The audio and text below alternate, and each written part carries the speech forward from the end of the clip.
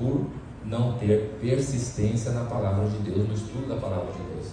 Porque se ele realmente persiste na palavra de Deus, ele sabe que realmente jamais ele pode se afastar do estudo da palavra de Deus. Porque esse é de hábito contínuo, todos os dias, por toda a nossa vida. Não é por 1 ano, 2 anos, 3 anos, não. É por toda a sua vida. Você tem que se preparar. A nossa vida é uma preparação. Desde quando nós começamos o entendimento, desde criança, que nós já trazemos aqui para a igreja, para eles já ir vendo como as coisas vão indo, depois entra nas escolinhas e assim segue, jovens, adultos. Isso é uma caminhada que nós temos desde o princípio, lá de criança, até a nossa morte. Porque nós temos que o dia que nós formos, nós morrermos, ou se com a glória de Deus a gente conseguir ver Cristo antes da nossa morte, nós estejamos preparados para que nesse dia a gente esteja de joelho no chão, gloriando ao Santo Jesus Cristo que está descendo para nos buscar, e não tentando esconder debaixo de uma pedra, porque nós não fomos corretos com aquilo que nós estudamos, ou com aquilo que nós nem estudamos, porque alguém nos falou, mas nós nunca fomos ali à fonte a buscar o conhecimento. Então isso serve de alerta para mim, para toda a igreja, principalmente para a gente que fala aqui na frente, porque a gente tem que estar sempre preparado e tem que estar de acordo com aquilo que a gente fala. A gente tem que tomar muito cuidado com isso. Nós devemos sempre estar de acordo com aquilo que nós falamos, porque senão nós falamos em vão. Não sai do coração, sai da boca para fora. E algo que a gente fala tem que sair do coração, não da boca para fora.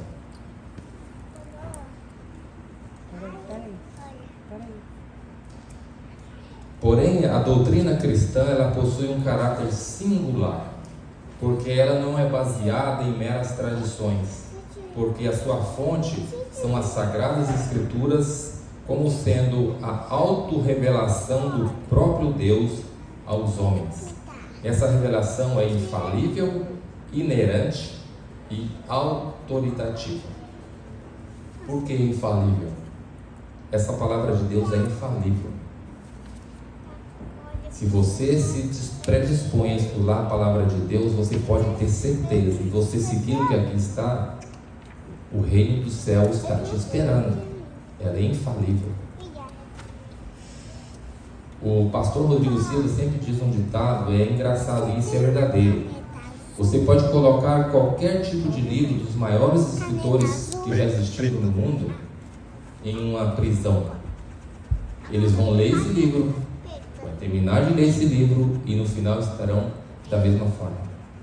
E coloquem Bíblias nos presídios.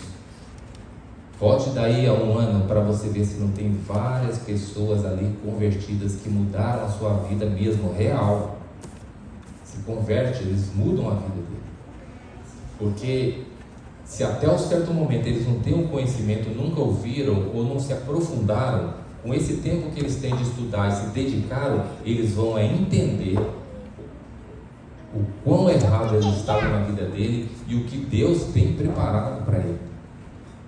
Se cada um de nós, irmãos, parássemos todo dia e nos relembrar do que Deus tem preparado para nós lá nos céus, todos nós teríamos esse hábito diário de estudar a palavra de Deus e nos preparar. E não somente, irmãos, nos preparar nós para nós mesmos. Nós devemos nos preparar e também preparar outras pessoas. Esse é um dever de cada cristão, preparar outras pessoas. Aquilo que você aprendeu, não pense que você não é capaz. Não pense isso, jamais pense que você não é capaz. Você pode pensar, mas como que eu vou então ensinar o bíblico para alguém se eu não tenho conhecimento? Ajoelhe ao chão e peça ao Espírito Santo que te ajude. Deus, irmãos, não busca pessoas que já sabem, já são sábias para aquilo que é o propósito dele. Deus busca pessoas que realmente querem trabalhar na obra dele. E o Espírito Santo o capacitará. Palavra complicada. Capacitará. Então o Espírito Santo te ajudará. É ele que vai te dar o conhecimento. Mas para isso o que necessita? você abrir o seu coração e entregar a sua vida a Deus. E a igreja precisa, irmãos. A igreja precisa, o mundo precisa, nós precisamos de pessoas assim. Então que nós possamos nos dedicar sempre nessa luta de levar o Evangelho. E também diz aqui, ó, inerente, que essa palavra, o que significa ser inerente?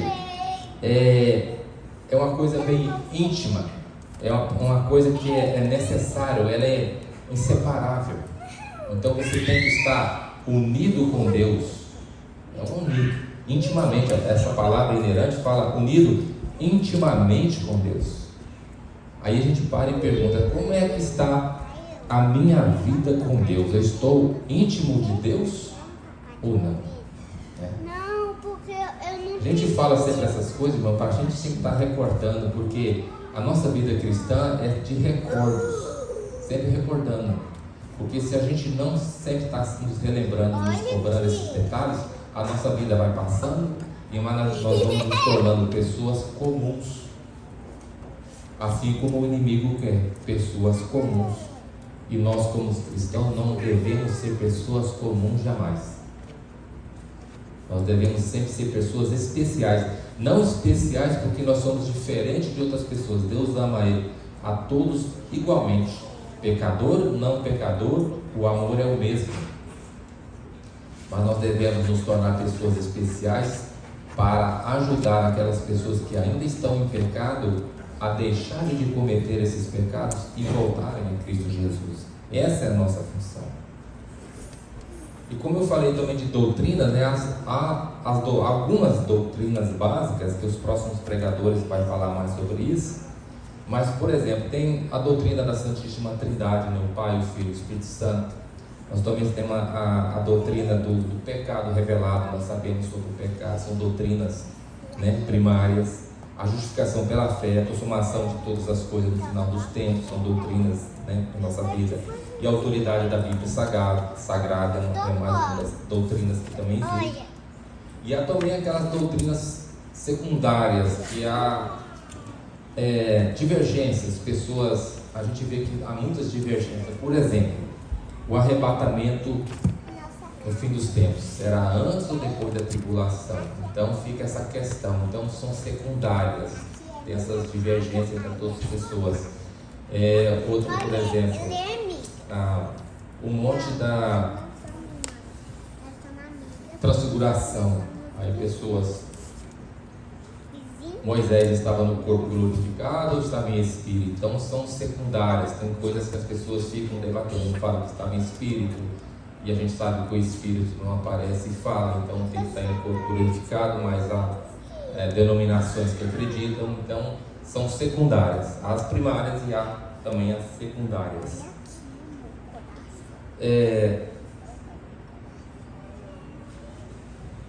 E nós sabemos também de falsas doutrinas que pregam por aí. Então são poucas, são várias. E a Bíblia nos diz aqui, hábitos, costumes, tradições, isso não são doutrinas. Muitas das vezes tinha que ser o contrário, hábitos, tradições e costumes, tinha que ser tradições, costumes e hábitos, porque através da tradição as pessoas vão se acostumando e daí se torna hábito a fazer. Eu acho que tem que ser ao contrário, porque são tradições, vem passando de pai para filho. O pai fala: filho, tem que ser assim, você tem que fazer oração, vamos pôr de cabeça para baixo. E a Bíblia não diz isso. Mas o pai vem passando isso para os filhos, e vem passando, e vem fazendo, chega um ponto que aquela tradição virou doutrina. Porque eles fazem, porque o pai fez, porque o avô fez, mas não vão à fonte primária para saber: eu tenho que orar de cabeça para baixo? E continuam fazendo, isso são tradições. E a gente vê que são muitas tradições que foi colocando ao passar do tempo nas igrejas, e as pessoas esqueceram do próprio Cristo Jesus. Hoje tem muitas igrejas que nem sabem que Cristo Jesus está lá no céu intercedendo por nós. A função de Cristo Jesus como sumo sacerdote foi deixada de lado, e passaram a acreditar que há pessoas que foram como nós, que intercede a Deus por eles. Por que isso acontece? Tradições foram passadas de pais para filhos e chegou ao ponto que todo mundo acredita, mas não buscam na fonte principal se aquilo que eles estão fazendo é verdadeiro ou é falso.